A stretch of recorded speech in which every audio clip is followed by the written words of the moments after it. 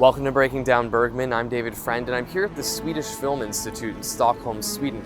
It's home of the Bergman Archive, and Jan Holmberg, CEO of the Ingmar Bergman Foundation, gave us a tour of the extensive archive that includes thousands of documents ranging from journals to screenplays and photographs that Bergman kept, each giving a little glimpse into the mindset of the famed director.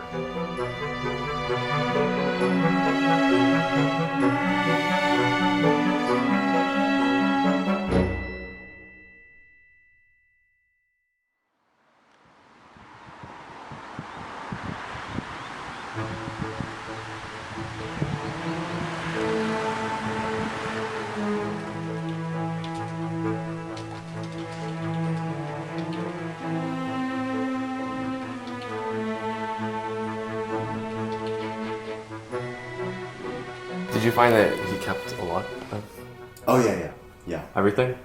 Yeah, virtually everything. He seems to have been rather compulsive in that sense as well. I mean, it's interesting though because whenever he was asked, as you know, for as long as he lived or almost, whenever he was asked if he had kept anything of his working materials and stuff like that, he would always say that no, I don't keep anything. He sort of actually felt, that something that we can probably all relate to. Whenever you're finished with a project, you just, you move on. I remember he said something in an interview, I think, from the 70s, that he was asked whether he read anything of everything that was written about him. And he would say that, no, I don't, but occasionally I do if someone, just hands it to me and asks me for my opinion, but it always feels like it's written by about someone else. At another point, in another interview, he said that no, I haven't kept anything of my materials, but I think that's perhaps a distant relative took care of it. And actually, I think that's sort of sums it up. One thing that strikes me, for instance, is that we have some 10,000 letters from and to him. Some of them are from business proposals or letters from colleagues or famous people, and then there are a bunch of just regular fan mail, and he would keep it all. Rather than, I'm pretty sure, almost positive that he never would reply to a fan mail, for instance, but he would still keep it. So this is how we catalog the materials, and the Ingmar Bergman Archives are essentially paper archive. We have manuscripts in all kinds of stages, from the first draft, almost always in a notebook, and then over to handwritten, full-fledged script, which is then typed by someone and copy edited a couple of times, and then finally make it into a shooting script, which gives a rather unique way to follow his creative process, that you can actually trace it from the very first draft and see whatever omissions or amendments that he makes. So what are these here? These are shooting scripts. We have them for almost, at least a majority of his films. So here's A Passion, Shame, Wolf, all these women, I see Scene from a Marriage. There's so much here, it's hard to know even where to start. Yeah, I know. Unfortunately, some of the more famous films, the shooting scripts are less attractive. Why is that? Perhaps no, it's more it's vague, just or? Yeah, no, it's just I guess it's more or less coincidence that, for instance, let me just give you an example. I think that this, for instance, A Passion is the British title. I think it's called The Passion of Anna of America. This is certainly not one of his most famous films, although it's a personal favorite of mine. He often uses his scripts as a sort of scrapbook as well. They're always bound like this. He had them bound before the shooting, in order for them to stand the wear and tear of being on location. So this is so this is exactly how it appeared when you when we received got it. Yeah. So there were some photos in it. This is acid-free paper, just to make sure that nothing leaks from the photograph into the shooting script. Okay, so here's a photograph of Liv Ullmann and some dignitaries, possibly, I don't know, what could that be? The Academy Awards, perhaps? I don't know. So within this book are sort of little pieces of memorabilia related to the film that he just sort of kept as a rough file? Yeah, or also I think like a journal or a diary during the shooting. Yeah, you can see here it's also included a short note from Liv Ullmann, and it's actually a sort of children's story written in Norwegian. So yeah. But, do we assume that she just wrote that to him at the time that this came out? Yeah, that's my assumption. But yeah, we can't know for sure. But that's probably the case. And so here's a good. I mean, for the researchers who come here, many of them are of course interested in how, for instance, a film develops, and this is of course a gold mine for that, because you can see here how here there might be some instructions or ideas or camera movements, stuff like that. And also, whenever something is omitted or deleted. It's amazing that everything is here. It seems, well, not literally everything, but it seems very close to it. Yeah, I think so. Yeah, as close as you can possibly get. I mean, because you'll also find stuff that are not necessarily related to his to the creative process per se, but rather to the more mundane aspects of filmmaking, or the technical aspects, for instance. Like this, for instance. Here's an inventory of the staff for the shooting of the film, and with their telephone number. Almost everything that you see here is digitized. Each document and each page of each document has been photographed rather than put in a scanner, because they're so fragile, and also to have best possible resolution. Not only did he keep his this sort of stuff, but also, for instance, verifications for his. He had a few companies, his own production companies, and but also verifications related to his property, his real estate. Like we have binder after binder with receipts on snow shoveling, anything that people keep, but where I guess most people keep it for a while and then just get rid of it, but he kept that as well. This is kind of cool, because it's so, to me at least, I find them they're so trivial, they're so banal, mundane.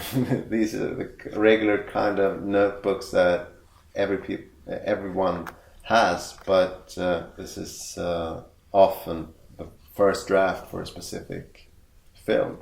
Or in this case, this is a notebook for a stage production of Wojciech for the Royal Dramatic Theatre. Is that paint on it? Yeah, or is it? It looks like rust to me, but I have no idea. These are the kind of notebooks that feature rather predominantly in his films, that people would keep or would use, and I have at least an impression that some of them are his own.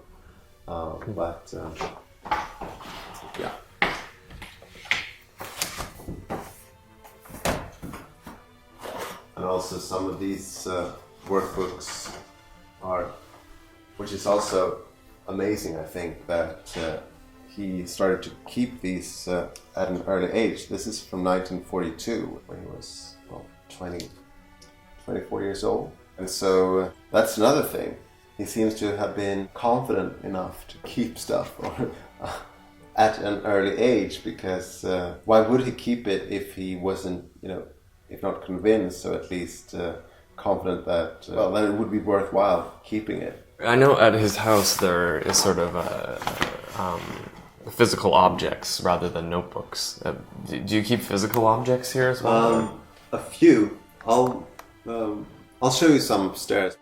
This is the workbook, as he calls them, the notebook for Fanny and Alexander. And as you can see here, it's called Fanny, Amelia, and Alexander. There was actually a third child in this process. Early in the process. And this is how it starts with, this is the very first draft, and as you can see, he always dates it. This is a script / journal, so there are often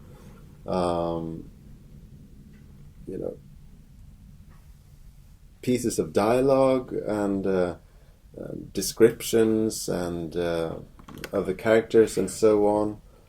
For instance, here, persons, Oscar Ekdahl, 45 years of age, theater manager, and so on. Literal profile. Yeah. So this is absolutely, of course, related to the film, but then there could also be... What's that? Okay, that's interesting. There could also be more private notations, just diary-like entries, and things like this, which is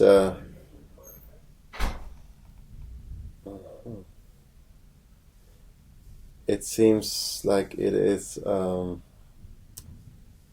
an article about the German filmmaker Hans-Jürgen Sieberberg's film about Hitler. And why that is here, I have no idea. Yeah. Just random ideas and exactly. interests. Yeah. So this would be the first draft of Alexander, and then from there he would continue with the actual script, and these are also at some point bound, or he has them bound, and again, given his neurosis, he would always use the same kind of paper. He actually bought a whole supply of this particular paper, as not as to never get to be out of it. And actually, he succeeded, because we have a few packages in the archive still. So this is a full script, and it's rather. If you compare this to the final script, it's rather amazing how little he changes, typically at least. He does occasionally, but it seems that at this point he knows what he's doing. So this is more or less a full script. And how many pages is that, roughly? Specifically, someone luckily has paginated it, so it's 394. But this is, of course, for a 5-hour television series. Typically, they're like 100 pages.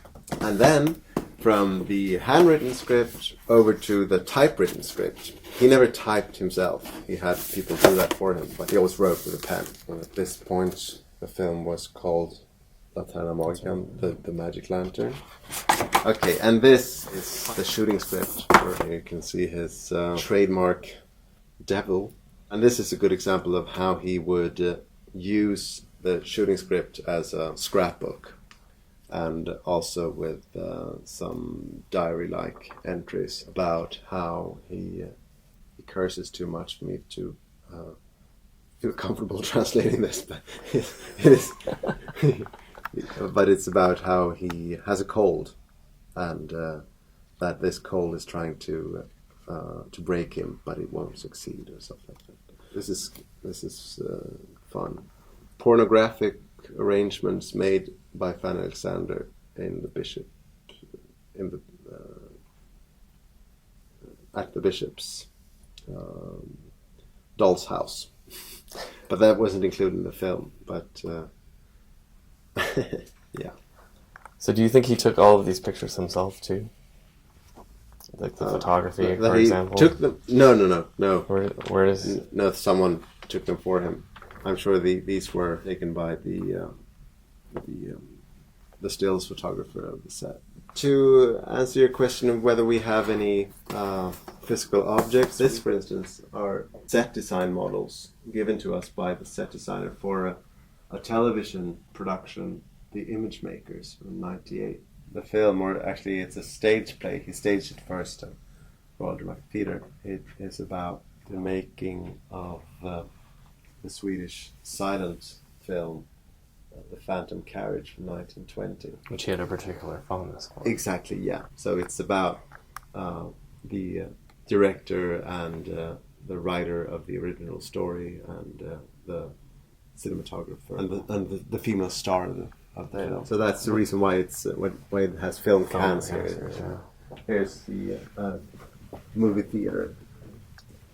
It's like a dollhouse. It's sort of. It is. Yes. It literally is sort of playing. Absolutely. Well, yeah. So it gives the news. I mean, if you think about the opening shot of Fan Alexander, which of course is a very autobiographical scene where he's playing with a doll's house, and then just to think that he, even as an old man, this was, as I said, in '98, would do the same thing. It's rather amazing.